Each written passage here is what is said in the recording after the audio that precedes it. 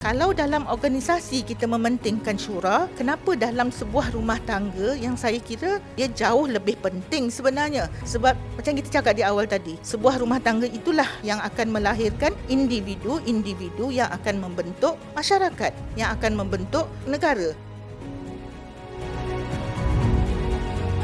Persepakatan di antara suami dan isteri itu sangat perlu. So, kalau kita rasa dalam mana-mana organisasi, syura ataupun meeting tu sangat-sangat diperlukan untuk nak jaga, nak jalankan any program, nak jalankan apa benda, kita sentiasa melakukan syura. Kenapa tidak kita mengutamakan juga syura dalam rumah tangga? So, kalau dalam kita sebagai pengurus, ya wanita, ingatkan suami tentang pentingnya syura itu demi untuk kita dapat ataupun kita capai persefahaman di antara kita, untuk kita dapatkan kesepakatan bersama dengan ahli keluarga. So bila maknanya lazimi syura itu adalah tips yang ketiga yang saya nak kongsi dekat sini lah. Dan sentiasa melaksanakan syura, hatta kalau maknanya dia tengok pada isu. Ada setengah-setengah isu memang kita akan laksanakan syura bersama suami dan isteri sahaja. Tetapi kadang-kadang bila kita ada keperluan untuk kita melibatkan seluruh ahli keluarga, laksanakan. Sebab dia punya impak dia sangat positif melalui syura. Masing-masing akan rasa lebih difahami dan masing-masing ahli akan rasa mereka lebih dihargai.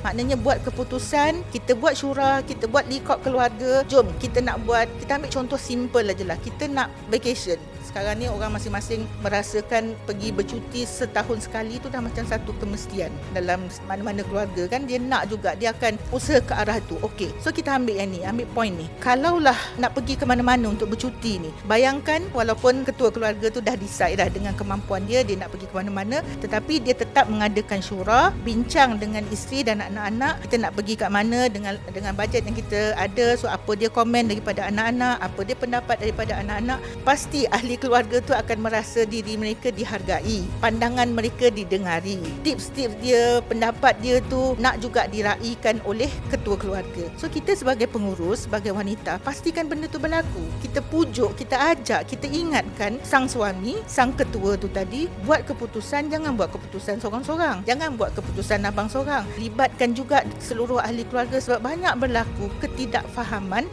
kerana suami buat keputusan sendiri ataupun isteri buat keputusan sendiri membelakangkan suami sebagai ketua. Yang suami pula akan buat keputusan sendiri sebab dia rasa dia ketua. Kalau dalam organisasi kita mementingkan syura, kenapa dalam sebuah rumah tangga yang saya kira dia jauh lebih penting sebenarnya? Sebab macam kita cakap di awal tadi, sebuah rumah tangga itulah yang akan melahirkan individu-individu yang akan membentuk masyarakat, yang akan membentuk negara. So penting tak pentingnya sebuah keluarga, sebuah rumah tangga itu sebenarnya boleh di-groom, boleh dilibatkan syura kat dalam tu untuk memastikan dalam perbincangan tu nanti kita boleh tanam macam-macam matlamat, macam-macam aspek. Kenapa perlunya pergi bercuti? Kenapa perlunya ada AJK, PIC? So masing-masing ahli itu diasuh sejak dari kecil untuk faham nak buat sesuatu tu dengan penuh kefahaman, dengan penuh matlamat, dan bila dah besar, okey, matlamat tu agenda. So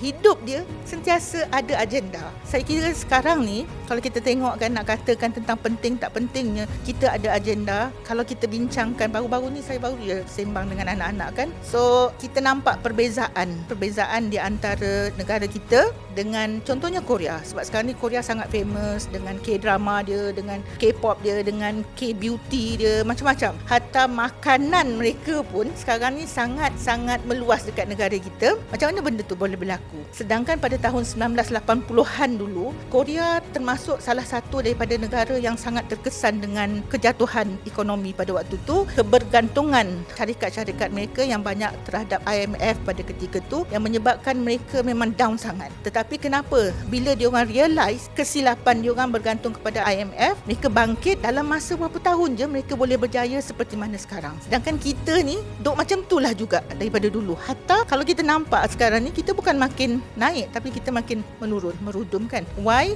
Saya nampak dengan jelas dekat sini, mereka membangunkan balik negara mereka Korea tu sebab diorang ada agenda diorang. Diorang nak bangunkan balik, dan cara nak bangun tu dengan K-beauty diorang. Cara nak bangunkan tu dengan K-drama diorang. Dan kita tengok macam mana dia nak, kalau dari sudut K-drama dengan makan, kita buat sedikit perbandingan lah. Nak katakan bila diorang ada agenda dan diorang berpegang, diorang bergerak dengan agenda, diorang berjaya. Agenda dia untuk upkan negara dia orang sendiri melalui makanan. So dalam cerita-cerita mereka, dalam K-drama mereka yang mereka ketengahkan kepada dunia dan sangat famous sekarang ni, atau anak-anak muda kita pun sekarang ni dah tergila-gilakan dengan K-drama, apa yang dia orang tonjolkan dalam drama-drama mereka? Makanan mereka. Sebutlah apa-apa pun, saya pun tak erti nak sebut apa benda makanan mereka, tapi sampai kita buka berapa banyak outlets makanan Korea. Bandingkan dengan drama-drama kita yang bagi saya sifatkan tidak ada agenda.